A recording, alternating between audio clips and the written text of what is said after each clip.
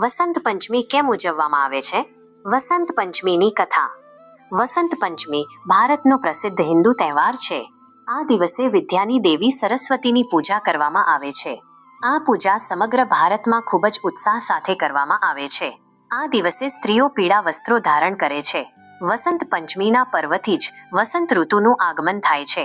શાંત, ઠંડી અને મંદ હવા કડકડતી ઠંડીનું સ્થાન લઈ લે છે અને સૌને નવજીવન તથા ઉત્સાહથી ભરી દે છે. વૃક્ષો પર નવા પાન અને પુષ્પો ખીલી ઉઠે છે. સ્ત્રીઓ પીળા વસ્ત્રો પહેરીને વસંત પંચમીના આ દિવસના સૌંદર્યમાં વધારો કરે છે. લોકપ્રિય રમત પતંગબાજી પણ વસંત પંચમી સાથે જોડાયેલી છે. આ વિદ્યાર્થીઓનો પણ દિવસ છે. આ દિવસે વિદ્યાની અધિષ્ઠાત્રી દેવી માં સરસ્વતીની આરાધના કરવામાં આવે છે. વસંત એટલે વસંત ઋતુ અને પંચમી એટલે શુક્લ પક્ષનો 5મો દિવસ. અંગ્રેજી કેલેન્ડર મુજબ આ પર્વ જાન્યુઆરી ફેબ્રુઆરીમાં અને હિન્દુ તિથિ મુજબ મહા મહિનામાં ઉજવાય છે. ઋતુરાજ વસંત. વસંતને ઋતુઓનો રાજા એટલે કે સર્વશ્રેષ્ઠ ઋતુ માનવામાં આવે છે. આ સમયે પંચતત્વ પોતાનો પ્રકોપ છોડીને સોહામણા સ્વરૂપે પ્રગટ થાય છે. જળ, વાયુ, પૃથ્વી, આકાશ અને અગ્નિ માઇનસ આ પાંચેય તત્વો પોતાનું મનમોહક રૂપ બતાવે છે. આકાશ સ્વચ્છ છે, વાયુ સુખદ છે, સૂર્યનો તાપ ગમે તેવો છે, જળ અમૃત જેવું સુખદાયક છે અને ધરતી તો સાક્ષાત સૌંદર્યના દર્શન કરાવતી હોય તેમ લાગે છે. ખેડૂતો લહેરાતા જવના છોડ અને સરસવના પીળા ફૂલો જોઈને હરખાય છે. પ્રકૃતિનું જાણે પુનર્જન્મ થાય છે. પૌરાણિક ઇતિહાસ અને માં સરસ્વતીનું સ્વરૂપ. વિષ્ણુ ધર્મોત્તર પુરાણમાં વાગ્દેવીને 4 ભુજાઓ અને આભૂષણોથી સજ્જ દર્શાવવામાં આવ્યા છે. સ્કંદ પુરાણમાં સરસ્વતીને જટાધારી, મસ્તક પર અર્ધચંદ્ર ધારણ કરેલી અને 3 નેત્રોવાળી કહેવામાં આવી છે. સમગ્ર સંસ્કૃતિની દેવી તરીકે દૂધ જેવા સફેદ રંગવાળા સરસ્વતીના સ્વરૂપને સૌથી મહત્વનું માનવામાં આવે છે. કુંભકર્ણ અને સરસ્વતીની કથા. વાલ્મીકી રામાયણના ઉત્તરકાંડમાં એક મનોરંજક કથા આવે છે. કુંભકર્ણે વરદાન મેળવવા માટે 10,000 વર્ષ સુધી ઘોર તપસ્યા કરી. જ્યારે બ્રહ્માજી વરદાન આપવા તૈયાર થયા ત્યારે દેવો ગભરાઈ ગયા કે આ રાક્ષસ વરદાન પામીને વધુ ઉન્મત્ત થઈ જશે. ત્યારે બ્રહ્માજીએ સરસ્વતીનું સ્મરણ કર્યું. દેવી સરસ્વતી કુંભકર્ણની જીભ પર સવાર થયા. સરસ્વતીના પ્રભાવથી કુંભકર્ણે બ્રહ્મા પાસે વરદાનમાં માંગ્યું, હું ઘણા વર્ષો સુધી ઊંઘતો રહું, એ જ મારી ઈચ્છા છે. આમ સરસ્વતીએ દેવોની રક્ષા કરી. પૂજન અને જ્ઞાનનું મહાપર્વ. ઋગ્વેદમાં સરસ્વતી દેવીના અસીમ પ્રભાવ અને મહિમાનું વર્ણન છે. જેની જીભ પર સરસ્વતીનો વાસ હોય છે તે અત્યંત વિદ્વાન અને કુશાગ્ર બુદ્ધિવાળો હોય છે. વસંત પંચમીનો દિવસ સરસ્વતીની સાધનાને સમર્પિત છે.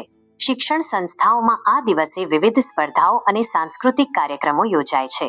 કાર્યક્રમની શરૂઆત અને સમાપ્તિ સરસ્વતી વંદનાથી થાય છે. હે માં સરસ્વતી, મારા મગજમાંથી અજ્ઞાનના અંધકારને દૂર કરો અને મને શાશ્વત જ્ઞાનના આશીર્વાદ આપો. શુભ કાર્યો માટે ઉત્તમ મુહૂર્ત. વસંત પંચમીને તમામ શુભ કાર્યો માટે અત્યંત શુભ મુહૂર્ત માનવામાં આવે છે. ખાસ કરીને વિદ્યારંભ, અક્ષર જ્ઞાનની શરૂઆત, નવી વિદ્યા પ્રાપ્તિ અને ગૃહ પ્રવેશ માટે આ દિવસ શ્રેષ્ઠ છે. આ સમયે સૂર્ય ઉત્તરાયણ હોય છે, જે દેવતાઓનો દિવસ માનવામાં આવે છે. તેથી આ પર્વનું આધ્યાત્મિક અને ધાર્મિક મહત્વ વધી જાય છે. જ્યોતિષીય દ્રષ્ટિકોણ અને શ્લોક. જ્યોતિષની દ્રષ્ટિએ સૂર્ય બ્રહ્માંડનો આત્મા અને જ્ઞાનનો કારક છે. વેદોમાં સરસ્વતીનું શ્વેત ધવલ સ્વરૂપ આ રીતે વર્ણવવામાં આવ્યું છે.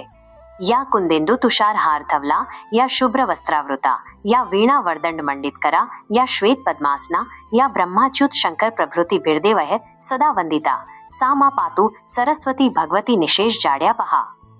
મત્સ્ય પુરાણનો ઉલ્લેખ. મત્સ્ય પુરાણમાં બ્રહ્માજીના 4 મુખ હોવાનું કારણ પણ સરસ્વતી સાથે જોડાયેલું છે.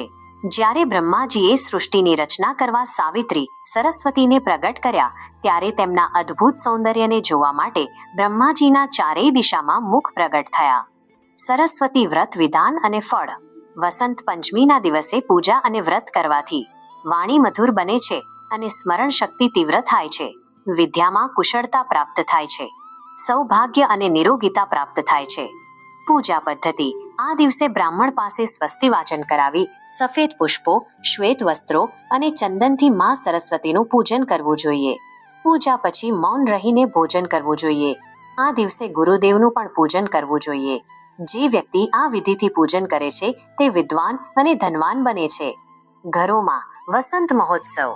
ઘરોમાં પૂજાખંડને સાફ કરી લાકડાના બાજટ પર પીળા ફૂલોથી શણગારેલી માં સરસ્વતીની મૂર્તિ સ્થાપિત કરવામાં આવે છે. મૂર્તિને પીળા વસ્ત્રો પહેરાવવામાં આવે છે.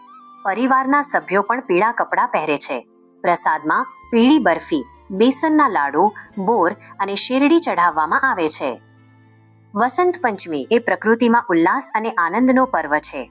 પીળો રંગ એ પરિપક્વતા અને શુભતાનું પ્રતીક છે.